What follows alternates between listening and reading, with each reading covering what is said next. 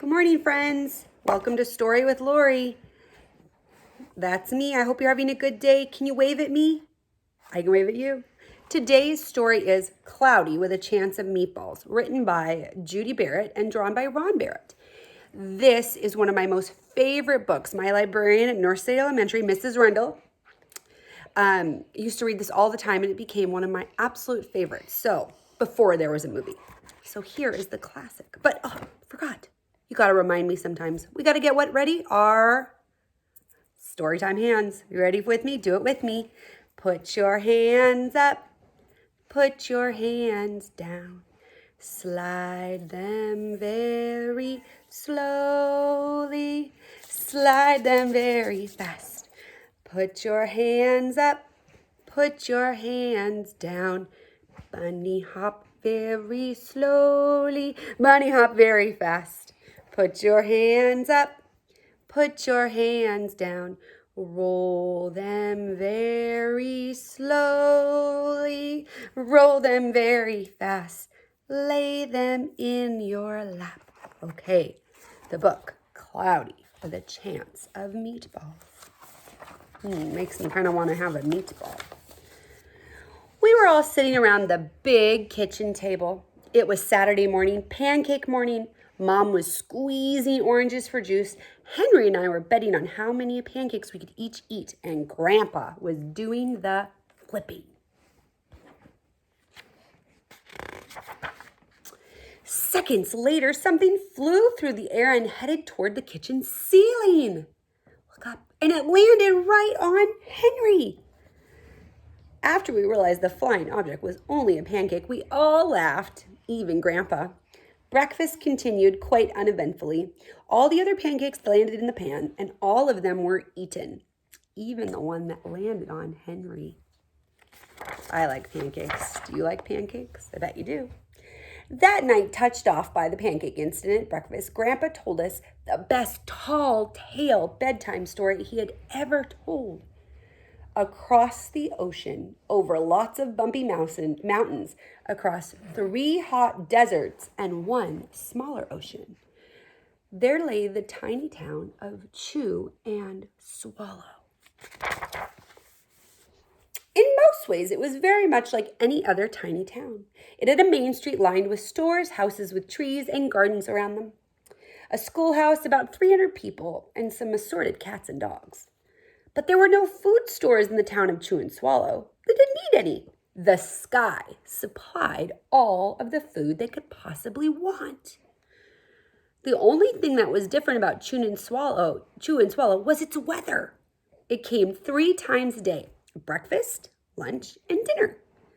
Everything that everyone ate came from the sky. Everything they ate came from the sky. Whenever the weather served, that's what they ate. But it never rained, it never snowed, snow. It never blew just wind. It rained things like soup and juice. It snowed mashed potatoes and green peas. And sometimes the wind blew in storms of hamburgers. Can you imagine storms of hamburgers or raining soup and juice? The people could watch the weather report on television in the morning, and they would hear a prediction of the next day's food. When the townspeople went outside, they carried their plates, cups, glasses, knives, forks, spoons, and napkins where they went. That way they'd always be prepared for any kind of weather. If there were leftovers, and there usually was, the people took them home and put them in their fridge in case they got hungry between meals. Oh, look at that silly picture. Soup in an umbrella, and pancakes on a car, and pie at the baseball game. And she's running to catch chicken wings. The menu varied. By the time they woke up in the morning, breakfast was already coming down. After a brief shower of orange juice, low clouds of sunny side-up eggs moved in, followed by pieces of toast. Butter and jelly sprinkled down for the toast, and most of the time it just rained milk afterwards. For lunch one day, frankfurters, already in their rolls, blew in from the northwest at about 5 miles an hour. There was mustard clouds nearby, and the winds shifted to the east, brought in baked beans. A drizzle of soda finished off the meal. So frankfurters are, what are they? That's right, they're hot dogs. I like just ketchup on my hot dog, so I don't know if they would be okay with, if I would like them with mustard. But you know what? I would give them a try. And if that's the only thing that sky rained for me to eat, I guess that's what I'm eating. Kind of like when mom and dad make something you maybe not want for dinner. Might be the only thing you're going to eat, and that's okay because that's what they made for you. Dinner one night consisted of lamb chops, becoming heavy at times with occasional ketchup. Periods of peas and baked potatoes were followed by a gradual clearing with a wonderful jello mold setting in the west. The sanitation department of Chew and Swallow had a rather unusual job for a sanitation department. It had to remove all the food that fell on the houses and the sidewalks and the lawns. The workers cleaned things up after every meal and fed all the dogs and cats. Then they emptied some of it in the surrounding oceans for the fish and the turtles and the whales to eat. The rest of the food was put back into the earth so the soil would be richer for people's gardens. So they put it back in the ground for compost. Some of you might compost. Oh, gotta turn the page. Life for the townspeople was delicious until the weather took a turn for the worse. Oh no, it says spaghetti ties up the town. Record-breaking pasta falls, causing chaos. Traffic snarls on lower Intestine Street. Oh my. One day there was nothing but gorgonzola cheese all day long, and that's a very smelly cheese. The next day was only broccoli, which is good, but this one, it was all overcooked, so it was limp. And the next day there was Brussels sprouts and peanut butter with mayonnaise. I don't know if that would be a good combination. Another day there was a pea soup fog so thick no one could see where they were going and they could barely find the rest of the meal. It got stuck in the fog. So if it's foggy outside, sometimes we say it's thick as pea soup. The food was getting larger and larger, and so were the portions. The people were getting frightened. Violent storms blew up frequently. Awful things were happening. On Tuesday, there was a hurricane of bread and rolls all day long and into the night. There were soft rolls and hard rolls, some with seeds and some without. There was white bread and rye bread and whole wheat toast.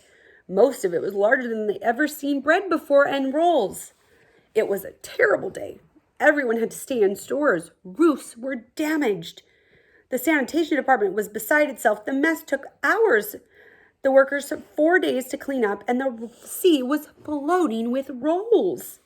To help out, the people piled as much bread as they could in their backyards. The birds picked it a little, but it stayed there and got staler and staler. There was a storm of pancakes one morning and a downpour of maple syrup that nearly flooded the town. A huge pancake covered the school. No one could get it off because of the weight, so they had to close school. Sounds kind of a little like what's going on right now, but it's not food, huh? Let's see if these people figured it out and braved it.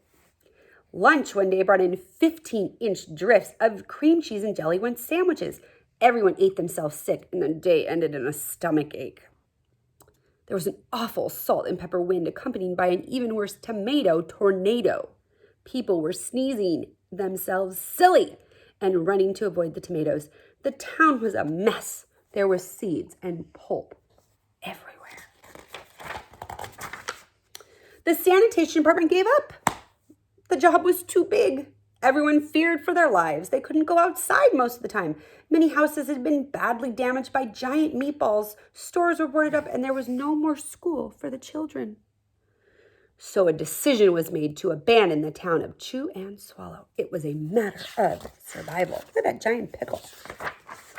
The people glued together the giant pieces of stale bread, sandwich style with peanut butter, took the absolute necessities with them, and set sail on their rafts to a new land.